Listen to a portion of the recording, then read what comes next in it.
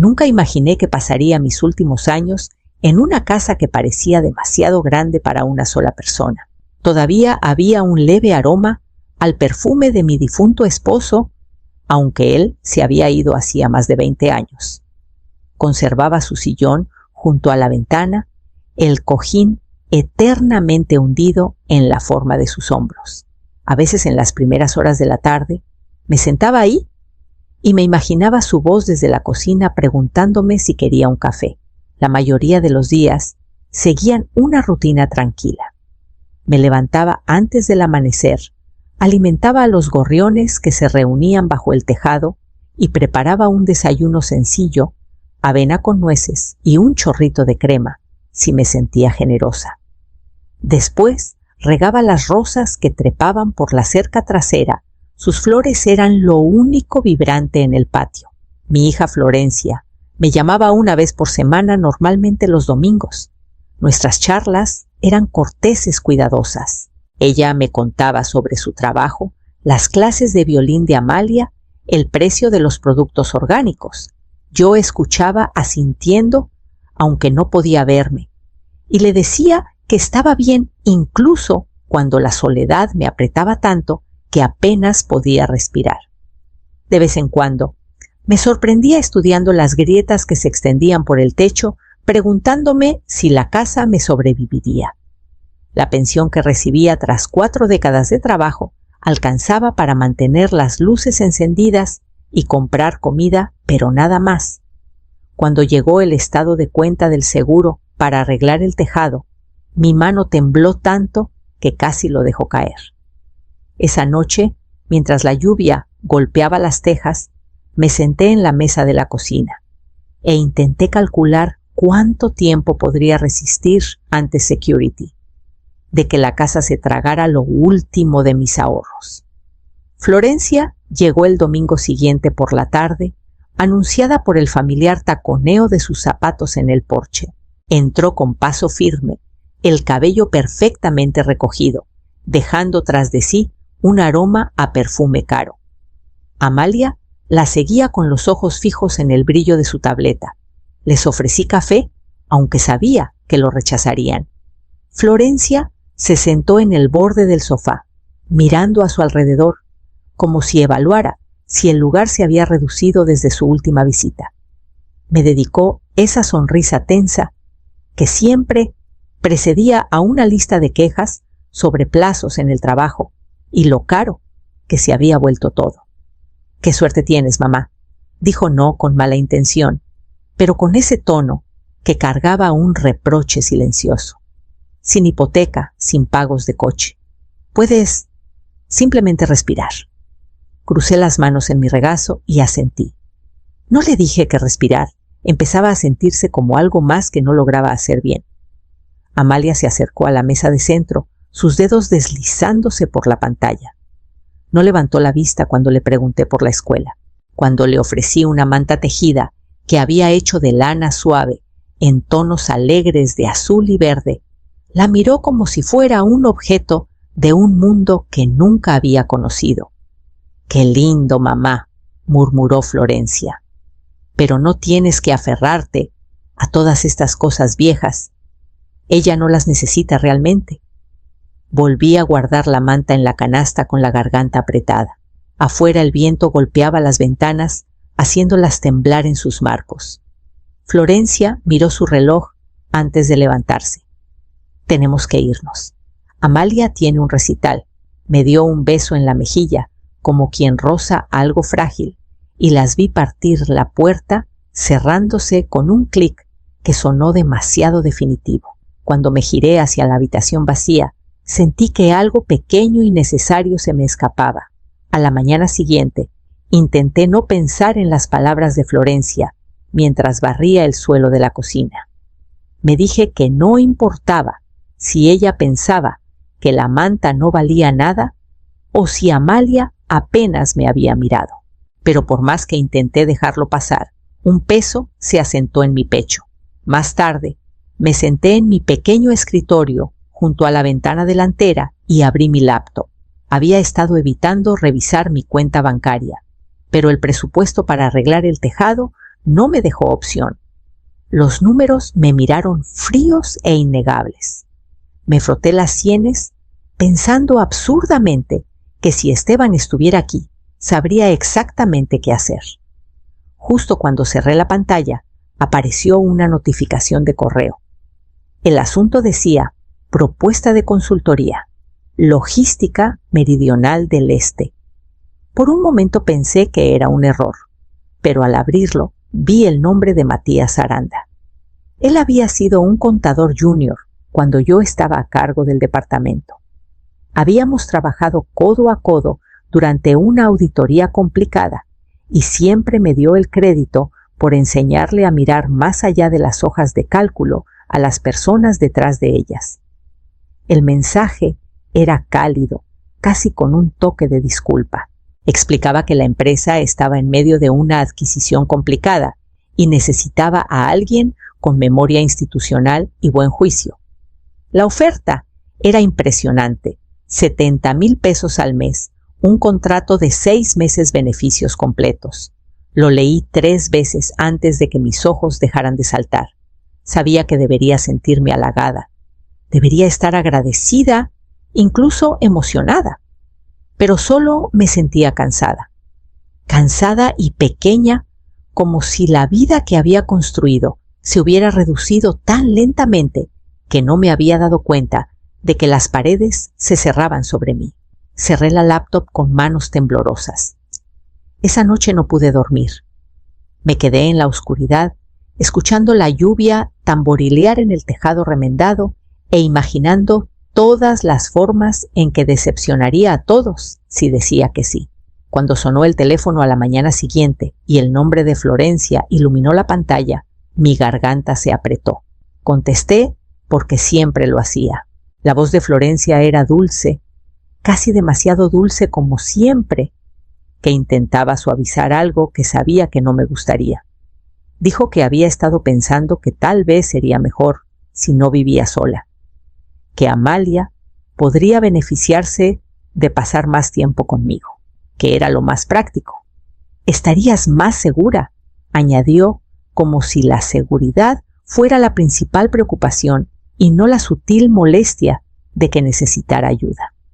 Tragué el nudo en mi garganta y le dije que lo consideraría. Para la noche, después de revisar los números una vez más y ver que los decimales nunca sumaban lo suficiente, la llamé y acepté. Empacar no tomó mucho. La mayoría de mis cosas estaban gastadas o eran comunes. Aparté una caja con las pertenencias de Esteban y la manta que Amalia no quiso. El resto lo regalé o lo dejé atrás. Cuando cerré la puerta por última vez, puse la palma en el marco, recordando la noche en que llevamos a Amalia en brazos por el umbral envuelta en su manta rosa con Florencia radiante. Los de la mudanza fueron eficientes y para la media tarde mis pocas cajas estaban apiladas ordenadamente en el garaje de Florencia. Ella me dio un recorrido como si no hubiera estado allí 1000 veces, señalando dónde podía guardar mis cosas de baño, dónde colgar mis suéteres, cuál estante del refrigerador sería el mío. Renato no dijo mucho, solo asintió desde la sala, sus ojos volviendo a su tableta. Esa noche, después de que todos se fueron a dormir, me senté en el borde de la cama, perfectamente hecha, en la habitación de invitados, y miré las paredes que no eran mías. Intenté convencerme de que era temporal, solo hasta que me pusiera de pie otra vez, pero la palabra temporal se sentía tan pesada como una piedra en mi boca. Al principio traté de no estorbar. Me levantaba antes del amanecer para hacer café y doblaba las toallas de la cocina como a Florencia le gustaba. Ofrecí llevar a Amalia a sus clases e incluso aspiré la sala sin que nadie me lo pidiera. Por un tiempo, Florencia parecía casi complacida. Me agradecía con ese tono rápido y distraído que dejaba claro que no lo notaba realmente. Pero no pasó mucho antes de que las pequeñas expectativas se convirtieran en obligaciones. Una tarde, cuando olvidé recoger a Amalia, porque estaba al teléfono con el ajustador de seguros Florencia, llegó temprano a casa. Entró directa a la cocina, su voz ya tensa. Tuvo que esperar afuera 20 minutos, dijo. ¿Te das cuenta de lo peligroso que es? Lo siento, susurré. Perdí la noción del tiempo. Eso no es suficiente, espetó. Dices que estás aquí para ayudar, pero ni siquiera puedes hacer lo único que te pedimos. Quise recordarle que no me habían pedido tanto como obligado, que estaba haciendo lo mejor en una casa que ya no sentía como hogar. Pero las palabras se quedaron detrás de mis dientes. Esa noche me quedé despierta en la habitación de invitados, escuchando el tic-tac silencioso del reloj del pasillo. Pensé en el correo de Matías Aranda y en cómo había escrito «Confiamos en ti». Cómo esas 3 palabras se habían sentido como una bondad imposible. Cuando el sol comenzó a salir, tomé mi teléfono y abrí el correo otra vez. Mi dedo se quedó sobre el botón de responder. No sabía si fue valentía o desesperación lo que finalmente me hizo empezar a escribir, pero no paré hasta que le dije que estaba lista para decir que sí. No le dije a Florencia. Esa mañana, durante el desayuno, ella estaba distraída por un correo en su teléfono y Renato leía la sección de negocios, así que nadie preguntó a dónde iba. Dije que tenía que hacer unos mandados y salí antes de que pudieran preguntarse qué significaba. Conducir hacia el centro de Querétaro hizo que mis manos temblaran en el volante. No había vuelto a Logística Meridional del Este en años. Cuando estacioné en el lote, las ventanas espejeadas captaron la luz de la mañana y por un momento me sentí como una mujer que casi no reconocía a alguien que alguna vez importó. Matías me recibió en el vestíbulo, su apretón de manos cálido. Se veía mayor, con algunas líneas más alrededor de los ojos, pero su sonrisa no había cambiado. Me llevó al 5º piso y me mostró una oficina, la mía, dijo, si la quería. Me senté detrás del escritorio mientras él explicaba lo que necesitaban. Sus libros eran un desastre tras la salida del último director financiero. Los proveedores no habían recibido pagos a tiempo, los contratos estaban estancados. Necesitaban a alguien estable, alguien que no entrara en pánico al primer problema. Cuando terminó, me miró con cuidado, como dándome espacio para echarme atrás. Pero los sorprendí a ambos.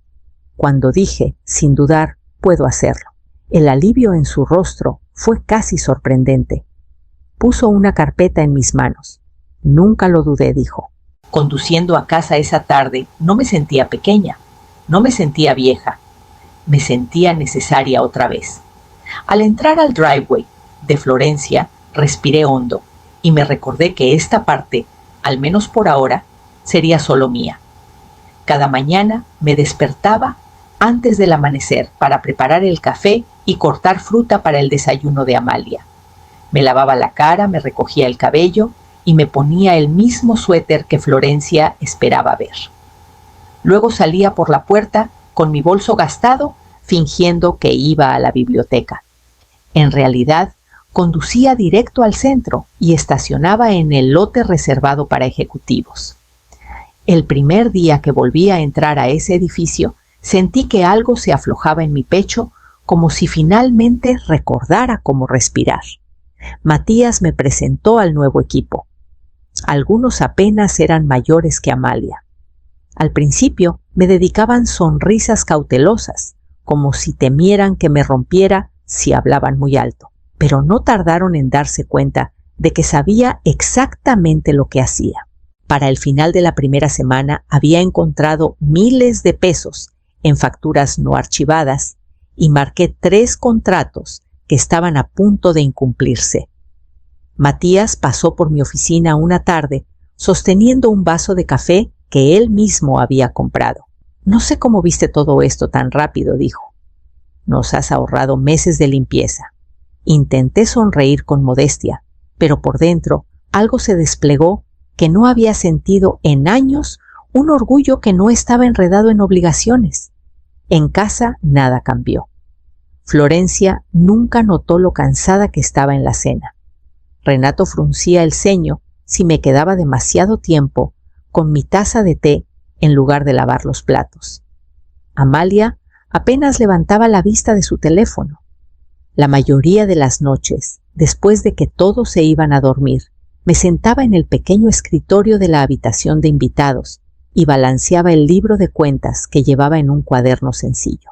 Después de un mes, el total en mi cuenta separada había crecido más que cualquier suma que hubiera tenido a mi nombre.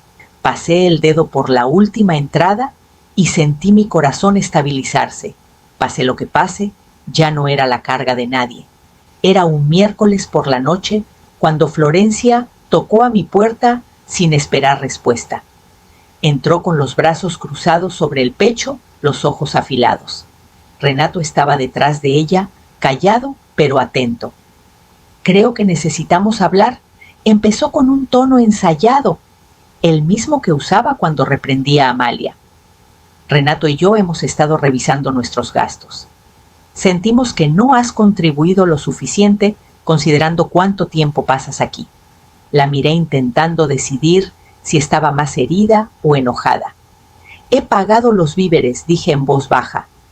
«He cocinado, limpiado, hecho mandados. Cuido a Amalia». «Eso no es lo mismo que una ayuda financiera real», interrumpió. «Nosotros cargamos con la hipoteca y los servicios. Es justo que nos muestres tus cuentas para acordar una contribución razonable». Por un momento solo pude parpadear. Ella pensaba que estaba siendo práctica responsable. No tenía idea de lo pequeña que me hacía sentir. No dije antes de que pudiera suavizarlo. «No lo haré». Las cejas de Florencia se alzaron de sorpresa. Renato cambió el peso de un pie al otro, pero no dijo nada. «Creo», continué, mi voz más firme de lo que sentía que sería mejor si encuentro otro lugar donde quedarme. Su boca se abrió. «¿Estás exagerando?» «No lo creo». Pasé junto a ella hacia el pasillo. Mis manos no temblaron mientras tomaba mi abrigo del gancho junto a la puerta. Salí a la oscuridad fresca, cerrando la puerta tras de mí con tanta suavidad como pude. Sentada al volante de mi coche, me di cuenta de que ya sabía exactamente a dónde iba. Conduje al otro lado de la ciudad hacia un hotel tranquilo con vista al río Lerma, un lugar por el que había pasado cientos de veces, pero nunca había entrado. La mujer en recepción no miró 2 veces mi abrigo gastado ni las líneas cansadas en mi rostro. Solo me dio la llave y me dijo que el desayuno se servía hasta las 10. En la pequeña habitación, con sábanas blancas impecables, me senté en el borde de la cama y dejé que el silencio se asentara a mi alrededor. Por primera vez en años, no tuve que preguntarme si alguien necesitaba algo de mí. Nadie me llamaría para preguntar por qué no había doblado la ropa o por qué la sopa sabía insípida. Esa noche dormí sin soñar. Por la mañana llamé a Matías Aranda antes de que pudiera dudar de mí misma. Mi voz era clara cuando dije: «Quiero aceptar el contrato completo». Con efecto inmediato. «Bien», respondió. «Esperaba que lo hicieras». Pasé el resto del día visitando un complejo de condominios que solo había admirado desde la carretera. El agente me mostró una unidad en la esquina con ventanas altas y vista al agua. La renta era alta, pero al hacer las cuentas en mi cabeza, me di cuenta de que podía pagarla con comodidad. De regreso al hotel, me detuve en una pequeña boutique. Compré un vestido azul marino que me quedaba sin apretar y un collar plateado que atrapaba la luz. Se sentía indulgente, pero al llevar la bolsa a mi coche, pensé que tal vez estaba aprendiendo a gastar dinero en algo solo para mí. Cuando volví a la habitación del hotel, colgué el vestido en la parte trasera de la puerta y me senté a escribir la lista de todo lo que necesitaría para empezar de nuevo. A la mañana siguiente, me puse el vestido azul marino y el collar plateado. Cuando me miré en el espejo, casi no reconocí a la mujer que me devolvía la mirada. Parecía tranquila, capaz como alguien que ya no necesitaba pedir permiso para existir. Conduje a la casa de Florencia con las ventanas abiertas, la brisa del río suave contra mi rostro. Mi corazón no latía con fuerza esta vez. Era como si todo el miedo se hubiera consumido y solo quedara un propósito claro y firme. Cuando estacioné en el driveway, en la nueva camioneta que la empresa me había asignado Florencia, salió al porche. Miró del vehículo, a mí su boca abriéndose en un pequeño círculo de incredulidad. «¿Mamá llamó? ¿Qué es todo esto?» Salí y cerré la puerta detrás de mí. Vine por mis cosas. Renato apareció detrás de ella, su mano en su hombro como para estabilizarlos a ambos. «¿Dónde te estás quedando?», preguntó después de un momento. Su voz era cuidadosa, demasiado suave. Señalé hacia el río. «Ese edificio con los balcones verdes. Firmé el contrato de renta ayer». La mirada de Florencia volvió a la camioneta. «¿Cómo puedes permitirte todo esto?». La miré a los ojos. Tomé un trabajo. Ella tragó saliva. «¿Haciendo qué? Dirigiendo el mismo departamento que construí antes de que todos pensaran que era demasiado vieja para importar». Nadie habló. Detrás de ellos, Amalia había llegado a la puerta, sosteniendo su tableta, mirándonos con ojos muy abiertos. «Solo recogeré mis cajas», dije en voz baja. «No tardaré». Pasé junto a ellos hacia el pasillo, sintiéndome más ligera con cada paso, como si finalmente estuviera saliendo de la historia de alguien más y regresando a la mía. Las cajas estaban exactamente donde las había dejado apiladas ordenadamente en la esquina del garaje, junto a una fila de contenedores de plástico etiquetados con la ropa que Amalia ya no usaba. Me agaché para abrir la primera, asegurándome de que nada estuviera roto o tirado. Mis manos se movían con firmeza, doblando las solapas, sacando las fotos enmarcadas, el pequeño platito de cerámica que había tenido junto a mi cama durante 50 años. A mis espaldas escuché los pasos de Florencia. Se detuvo a unos metros y no habló de inmediato. Cuando finalmente me giré, ella estaba abrazándose a sí misma, su expresión insegura. Mamá comenzó su voz más suave de lo que la había oído en mucho tiempo. «Creo que deberíamos hablar». Dejé la foto con cuidado. ¿Sobre qué sus ojos se desviaron a la camioneta en el driveway? «No sabía que habías estado trabajando otra vez».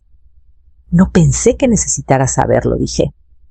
Parecía segura de que no tenía nada más que ofrecer.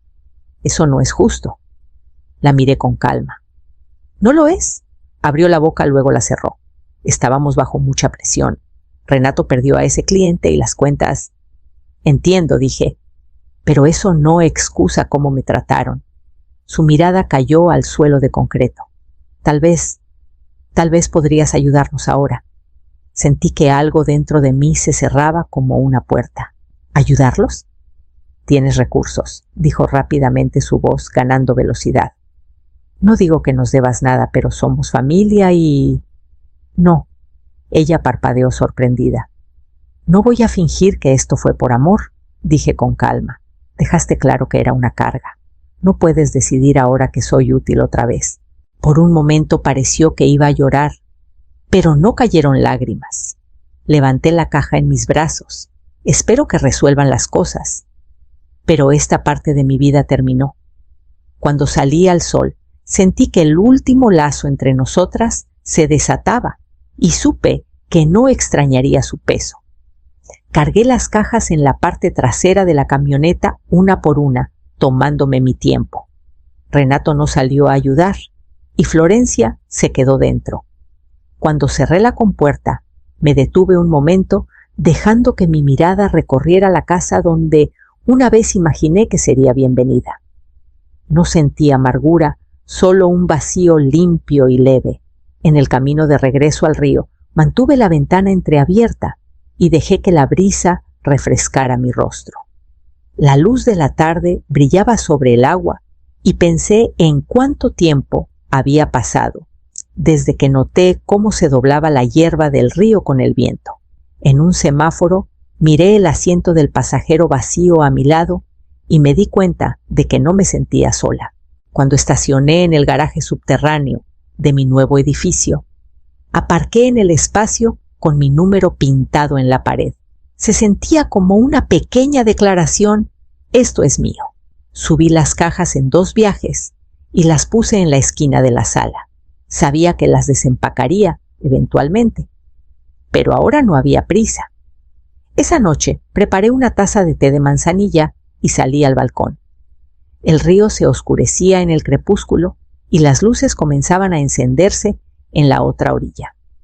Di vuelta a mi teléfono, en la mano leyendo el último mensaje de Amalia abuela: te extraño. Respondí lentamente, sintiendo la firmeza en mis dedos. Aquí sigo pequeña. Siempre estaré. Solo en un lugar donde recuerdo quién soy. Dejé el teléfono a un lado y me apoyé en la barandilla, respirando el silencio como si fuera algo que había ganado.